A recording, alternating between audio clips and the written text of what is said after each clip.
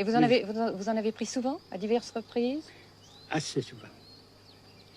Est-ce que vous avez peur que les Américains portent la guerre au Nord-Vietnam? Nous n'avons jamais peur. N'est-ce pas? Comme les Français aussi, on dit que peur n'existe pas.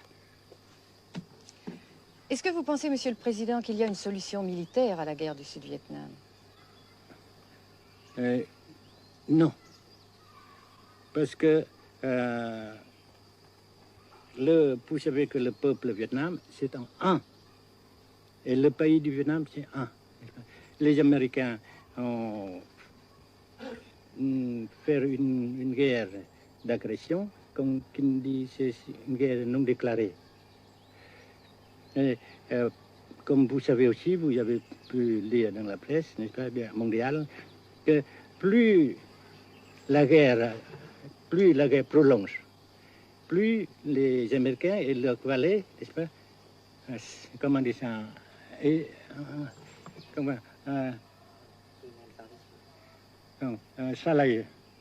s'enliser, et plus ils supportent des échecs, comme vous savez récemment, n'est-ce pas? Par conséquent, la guerre ne peut pas durer éternellement.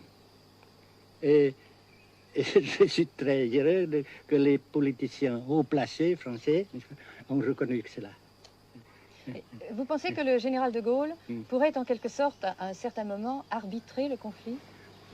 Arbitrer, qu'est-ce que vous comprenez par le mot arbitraire? Nous ne sommes pas des équipes de football. Mais au-delà des accords de Genève, si je ne me trompe, une idée du général de Gaulle est la neutralisation de tout le sud-est asiatique. Est-ce que c'est une idée qui vous semble intéressante?